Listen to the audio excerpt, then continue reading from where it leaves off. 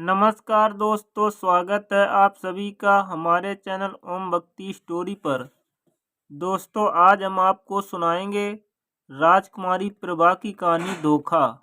अगर आप हमारे चैनल पर नए हैं तो प्लीज़ हमारे वीडियो को लाइक करें, चैनल को सब्सक्राइब करें और शेयर करें।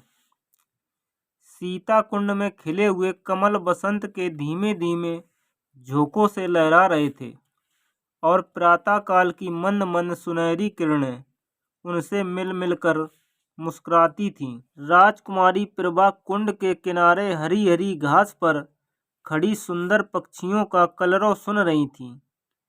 उनका कनक वर्ण तन इन्हीं फूलों की भांति दमक रहा था, मानो प्रभात की साक्षात सौम्य मूर्ति हैं जो भगवान अंशमाली के किरण करणों द्वारा निर्मित हुई थी। प्रभा ने मौलश्री के वृक्ष पर बैठी हुई एक श्यामा की ओर देखकर कहा, मेरा जी चाहता है कि मैं भी एक चिड़िया होती। उसकी सहेली उमा ने मुस्कुराकर पूछा, क्यों? प्रभा ने कुंड की ओर ताकते हुए उत्तर दिया, वृक्ष की हरी भरी डालियों पर बैठी हुई चहचहाती मेरे करलों से सारा बाग गूंज उठा। उमा ने छेड़ कर कहा, नौगढ़ की रानी ऐसे कितने ही पक्षियों का गाना जब चाहे सुन सकती है। प्रभा ने संकुचित होकर कहा, मुझे गौड़ की रानी बनने की अभिलाषा नहीं है। मेरे लिए किसी नदी का सुनसान किनारा चाहिए, एक बीड़ा और ऐसे ही सुंदर सुहावने पक्षियों के संगीत की मधुर ध्वनि में मेरे लिए सारे संसार का ऐश्वर्य भरा हुआ है। प्रभा का संगीत पर अपरिमित प्रेम था। वह बंधुदा ऐसे ही सुख स्वप्न देखा करती थी। उमा उत्तर देना ही चाहती थी कि इतने में बाहर से किसी के गाने की आवाज आई। कर गए थोड़े दिन की प्रीत। प्रभा ने एकाग्र मन होकर सुना और अधीर होकर कहा, बहन, इस वाणी में जादू है। मुझसे अब बिना सुने नहीं रहा जाता। इसे भीतर बुला लाओ। उस पर भी गीत का जादू असर कर रहा था। वह बोली, निसंदेश ऐसा राग मैंने आज तक नहीं सुना। खिड़की खोल कर बुलाती हूँ। थोड़ी देर में रागिया भीतर आया। सुंदर सजीले बदन का नौजवान था। नंगे पैर, नंगे सिर, कंधे पर एक मृग चर्म, शरीर पर एक गेरुआ वस्त्र, हाथों में एक सितार। मुखार बिंद से तेज छिड़क रहा था। उसने दबी हुई दृष्टि से कोमलांगी रमणियों को देखा और सिर झुकाकर बैठ गया। प्रभा ने झिझकती हुई आंखों से देखा और दृष्टि नीचे कर ली। उमा ने कहा, योगी जी, हमारे बड़े भाग्य थे कि आपके दर्शन हुए। हमको भी कोई पद सुनाकर कृतार्थ कीजिए। योगी ने सिर झुकाकर उत्तर दिया, हम योगी लोग नारायण का भजन करते हैं। ऐसे ऐसे दरबारों में हम भला क्या गा सकते हैं, पर आपकी इच्छा है तो सुनिए। कर गए थोड़े दिन की प्रीत, कहाँ वह प्रीत, कहाँ यह बिछरन, कहाँ मधुबन की रीत। कर गए थोड़े दिन की प्रीत। योगी का रसीला करुण स्वर, सितार का सुमधुर निनाद उस पर गीत का मधुर प्रभा को बेसुध किए देता था। इसका रसग स्वभाव और उसका मधुर रसीला गान अपूर्व संयोग था। जिस बात सितार की ध्वनि गगन मंडल में प्रतिध्वनित हो रही थी, उसी बात प्रभा के हृदय में लहरों की हिलोरें उठ रही थीं। वे भावनाएं जो अब तक शांत थीं जाग पड़ीं। हृदय सुख स्वप्न देखने लगा। सती कुंड के कमल तिलिस्म की परियां बन बन कर मंडराते हुए भंवरों से कर जोड़कर सजल नयन हो कहते थे, कर गए थोड़े दिन की प्रीत। सुर्ख और हरी पत्तियों से लदी हुई डालियां सिर झुकाए चहकते हुए पक्षियों से रो रो कर कहती थीं, कर गए थोड़े दिन की प्रीत। और राजकुमारी प्रभा का हृदय भी सितार की मस्तानी तान के साथ गूंजता था। कर गए थोड़े दिन की प्रीत। प्रभा बघौली के राव देवी चंद की इकलौती कन्या थी। राव पुराने विचारों के रईस थे। कृष्ण की उपासना में लवलीन रहते थे। इसलिए इनके दरबार में दूर दूर के कलावंत और गवैये आया करते और इनाम इकराम पाते थे। राघव साहब को गाने से प्रेम था। वे स्वयं भी इस विद्या में निपुण थे। यद्यप अब वृद्धावस्था के कारण यह शक्ति निशेष हो चली थी, पर फिर भी विद्या के गुण तत्वों के पूर्ण जानकार थे। प्रभा बाल्यकाल से ही इनकी सोहबतों में बैठने लगी, तो कुछ पूर्व जन्म का संस्कार और कुछ रात दिन गाने की ही चर्चाओं ने उसे भी इस फन में अनुरक्त कर दिया था। इस समय उसके शौर्य की खूब चर्चा थी। राव साहब ने नौगढ़ के नवयुवक और सुशील राजा हरिश्चंद्र से उसकी शादी तजवीज की थी। उभय पक्ष में तैयारियां हो रही थीं। राजा हरिश्चंद्र मेयो कॉलेज अजमेर के विद्यार्थी और नई रोशनी के भक्त थे। उनकी आकांक्षा थी कि उन्हें एक बार राजकुमारी प्रभा से साक्षात्कार होने और प्रेमालाप करने का अवसर दिया जाए, किंतु राव साहब इस प्रथा को दूषित समझते थे। प्रभा राजा हरिश्चंद्र के नवीन विचारों की चर्चा सुनकर इस संबंध से बहुत संतुष्ट न थी, पर जब से उसने इस प्रेम में युवा योगी का गाना सुना था, तब से तो वह उसी ध्यान में डूबी रहती। उमा उसकी सहेली थी। इन दोनों के बीच कोई पर्दा न था, परंतु इस भेद को प्रभा ने उससे भी गुप्त रखा। उमा उसके स्वभाव से परिचित थी, ताड़ गई, परंतु उसने उपदेश करके इस अग्नि को भड़काना उचित न समझा। उसने सोचा कि थोड़े दिनों में यह अग्नि आप से आप शांत हो जाएगी। ऐसी लालसाओं का अंत प्रायः इसी तरह हो जाया करता है, किंतु उसका अनुमान गलत सिद्ध हुआ। योगी की वह मोहिनी मूर्ति कभी प्रभा की आंखों से उतरती, उसका मधुर राग प्रशिक्षण उसके कानों में गूंजा करता। उसी कुंड के किनारे वह सिर झुकाए सारा दिन बैठी रहती, कल्पना में वही मधुर हृदयग्राही राग सुनती और वही योगी की मनोहारिणी मूर्ति देखती। कभी कभी उसे ऐसा भास होता कि बाहर से यह आवाज आ रही है। वह चौंक पड़ती और तृष्णा से प्रेरित होकर वाटिका की चार दीवारी तक जाती और वहां से निराश होकर लौट आती। फिर आप ही विचार करती, यह मेरी क्या दशा है, मुझे यह क्या हो गया है। मैं हिंदू कन्या हूँ, माता पिता जिसे सौंप दें उसकी दासी बनकर रहना धर्म है। मुझे तन मन से उसकी सेवा करनी चाहिए। किसी अन्य पुरुष का ध्यान तक मन में लाना मेरे लिए पाप है। आह, यह कल्पित हृदय लेकर मैं किस मुंह से पति के पास जाऊंगी। इन कानों से क्यों कर प्रण की बातें सुन सकूंगी, जो मेरे लिए व्यंग से भी अधिक कर्ण कटु होगी। इन पापी नेत्रों से वह प्यारी प्यारी चितवन कैसे देख सकूंगी, जो मेरे लिए वज्र से भी हृदय भेदी होगी। इस गले में वे मृदुल प्रेम भाव पड़ेंगे जो लौ दंड से भी अधिक भारी कठोर होंगे। प्यारे, तुम मेरे हृदय मंदिर से निकल जाओ, यह स्थान तुम्हारे योग्य नहीं। मेरा वश होता तो तुम्हें हृदय की सेज पर सुलाती, परंतु मैं धर्म की रस्सियों में बंधी हूँ। इस तरह 1 महीना बीत गया। ब्याह के दिन निकट आते जाते थे और प्रभा का कमल सा सुख कुमलाया जाता था। कभी कभी बिरहन वेदना एवं विचार विलप्त से व्याकुल होकर उसका चित्त चाहता था कि सती कुंड की गोद में शांत लूं, किंतु राव साहब इस शोक में जान ही दे देंगे, यह विचार कर वह रुक जाती। सोचती, मैं उनकी जीवन सर्वस्व हूँ। मुझ अभाग्नि को उन्होंने किस लाड़ प्यार से पाला है। मैं ही उनके जीवन का आधार और अंतकाल की आशा हूँ। ना ही यो प्राण देकर उनकी आशाओं की हत्या न करूँगी। मेरे हृदय पर चाहे जो बीते, उन्हें न कुड़ाऊँगी। प्रभा का एक योगी गवैये के पीछे उन्मत्त हो जाना कुछ शोभा नहीं देता। योगी का गान तानसेन के गानों से भी अधिक मनोहर क्यों न हो, पर राजकुमारी का उसके हाथों बिक जाना हृदय की दुर्बलता प्रकट करता है। राव साहब के दरबार में विद्या की शौर्य की और वीरता से प्राण हवन करने की चर्चा न थी। यहाँ तो रात दिन राग रंग की धूम रहती थी।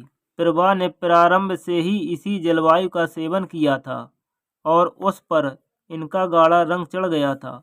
ऐसी अवस्था में उनकी गान लिप्सा ने यदि भीषण रूप धारण कर लिया तो आचार्य क्या है। शादी बड़ी धूमधाम से हुई। राव साहब ने प्रभा को गले लगाकर विदा किया। प्रभा बहुत रोई। उमा को वह किसी तरह छोड़ती न थी। नौगढ़ एक बड़ी रियासत थी और राजा हरिश्चंद्र के प्रबंध से उन्नत पर थी। प्रभा की सेवा के लिए दासियों की एक पूरी फौज थी। उसके रहने के लिए वह आनंद भवन सजाया गया था, जिसके बनाने में शिल्प विशारदों ने अपूर्व कौशल का परिचय दिया था। श्रृंगार चतुराओं ने दुल्हन को खूब संवारा। रसीले राजा साहब अधरामृत के लिए बिरहल हो रहे थे। अंतापुर गए। प्रभा ने हाथ जोड़कर सिर झुकाकर उनका अभिवादन किया। उनकी आंखों से आंसू की नदी बह रही थी। पति ने प्रेम के मद में मंत होकर घूंघट हटा दिया।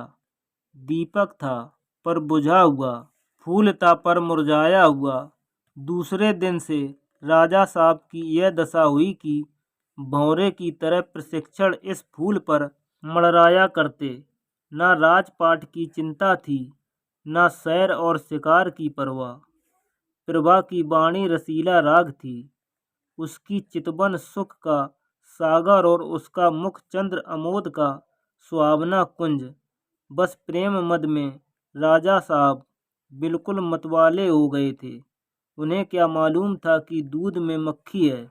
यह असंभव था कि राज साहब के हृदयहारी और सरस व्यवहार का, जिसमें सच्चा अनुराग भरा हुआ था, प्रभा पर कोई प्रभाव न पड़ा। प्रेम का प्रकाश अंधेरे हृदय को भी चमका देता है। प्रभा मन में बहुत लज्जित होती। वह अपने को इस निर्मल और निशुद्ध प्रेम के योग्य न पाती थी। इस पवित्र प्रेम के बदले में उसे अपने कृत्रिम रंगे हुए भाव प्रकट करते हुए मानसिक कष्ट होता था। जब तक कि राजा साहब उसके साथ रहते, वह उनके गले लता की भांति लिपटी हुई घंटों प्रेम की बातें किया करती। वह उनके साथ सुमन वाटिका में चुहल करती, उनके लिए फूल का हार गूंथती और उनके गले में हाथ डालकर कहती, प्यारे देखना ये फूल मुरझा ना जाए, इन्हें सदा ताजा रखना। वह चांदनी रात में उनके साथ नाव पर बैठकर झील की सैर करती और उन्हें प्रेम का राग सुनाती। यदि उन्हें बाहर से आने में जरा भी देर हो जाती तो वह मीठा मीठा उलाना देती, उन्हें निर्दय तथा निठुर कहती। उनके सामने वह स्वयं हंसती। उनकी आंखें हंसती और आंखों का काजल हंसता था। किंतु जब वह अकेली होती, उसका चंचल चित उड़कर उसी कुंड के तट पर जा पहुंचता। कुंड का वह नीला नीला पानी, उस पर तैरते हुए कमल और मौलश्री की वृक्ष पत्तियों का सुंदर हृदय आंखों के सामने आ जाता। उमा मुस्कुराती और नजाकत से लचकती हुई आज पहुंचती। तब रसीले योगी की मोहिनी छवि आंखों में आ बैठती और सितार के सुलसित सुर गूंजने लगते। कर गए थोड़े दिन की प्रीत। तब वह एक दीर्घ निश्वास हो लेकर उठ बैठती और बाहर निकलकर पिंजरे से चहकते हुए पंछियों के करलों में शांति प्राप्त करती। इस भांति यह स्वप्न तिरोहित हो जाता। इस तरह कई महीने बीत गए। एक दिन राजा हरिश्चंद्र प्रभा को अपनी चित्रशाला में ले गए। उनके प्रथम भाग में ऐतिहासिक चित्र थे। सामने ही सूरवीर महाराणा प्रताप का चित्र नजर आया। मुखार बिंद से वीरता की ज्योति स्फुटित हो रही थी। तनिक और आगे बढ़कर दाहिनी ओर स्वाभाविक जगमल वीरवर सांगा और दिलेर दुर्गादास विराजमान थे। बाईं ओर उदार भीम सिंह बैठे हुए थे। महाराणा प्रताप के सम्मुख महाराष्ट्र केसरी वीर शिवाजी का चित्र था। दूसरे भाग में कर्मयोगी कृष्ण और मर्यादा पुरुषोत्तम राम विराजे थे। चतुर चित्रकारों ने चित्र निर्माण में अपूर्व कौशल दिखाया था। प्रभा ने प्रताप के पाद पद्मों को चूमा और वह कृष्ण के सामने देर तक नेत्रों में प्रेम और श्रद्धा के आंसू भरे मस्तक झुकाए खड़ी रही। उसके हृदय पर इस समय कल्पित प्रेम का भय खटक रहा था। उसे मालूम होता था कि यह उन महापुरुषों के चित्र नहीं, उनकी पवित्र आत्माएं हैं। उन्हीं के चित्र से भारतवर्ष का इतिहास गौरवान्वित है। वे भारत के बहुमूल्य जाति रत्न, उच्च कोटि के जाति स्मारक और गगनभेदी जाति तुमुल ध्वनि हैं। ऐसी उच्च आत्माओं के सामने खड़े होते उसे संकोच होता था। आगे बढ़ी, दूसरा भाग सामने आया। यहाँ ज्ञान में बुद्ध योग साधना में बैठे हुए देख पड़े। उनकी दाहिनी ओर शस्त्र यज्ञ शंकर थे और दार्शनिक दयानंद एक ओर शांत पक्षगामी कबीर और भक्त रामदास यथा योग खड़े थे। एक दीवार पर गुरु गोविंद अपने देश और जात पर बलि चढ़ने वाले दोनों बच्चों के साथ विराजमान थे। दूसरी दीवार पर वेदांत की ज्योति फैलाने वाले स्वामी राम तीर्थ और विवेकानंद विराजमान थे। चित्रकारों की योग्यता एक एक अवयव से टपकती थी। प्रभा ने इनके चरणों पर मस्तक टेका। वह उनके सामने सिर न उठा सकी। उसे अनुभव होता था कि उनकी दिव्य आंखें उसके दूषित हृदय में चुभी जाती हैं। इसके बाद तीसरा भाग आया। यह प्रतिभाशाली कवियों की सभा थी। सर्वोच्च स्थान पर आदि कवि वाल्मीकि और महर्षि वेद व्यास सुशोभित थे। दाहिनी ओर श्रृंगार रस के अद्वितीय कवि कालिदास थे। बाईं तरफ गंभीर भावों से पूर्ण भवभीत निकट ही भर्तृहरि अपने संतोषाश्रम में बैठे हुए थे। दक्षिण की दीवार पर राष्ट्रभाषा हिंदी के कवियों का सम्मेलन था। सहृदय कवि सूर तेजस्वी तुलसी, सुकवि केशव और रसिक बिहारी यथाक्रम विराजमान थे। सूरदास से प्रभा का अगाध प्रेम था। वह समीप जाकर उनके चरणों पर मस्तक रखना ही चाहती थी कि अकस्मात उनकी चरणों के सम्मुख सर झुकाए उसे एक छोटा सा चित्र दिख पड़ा। प्रभा उसे देखकर चौंक पड़ी। यह वही चित्र था जो उसके हृदय पट पर लिखा हुआ था। वह खुलकर उसकी तरफ ताक न सकी, दबी आंखों से देखने लगी। राजा हरिश्चंद्र ने मुस्कुराकर पूछा, इस व्यक्ति को तुमने कहीं देखा है? इस प्रश्न से प्रभा का हृदय कांप उठा।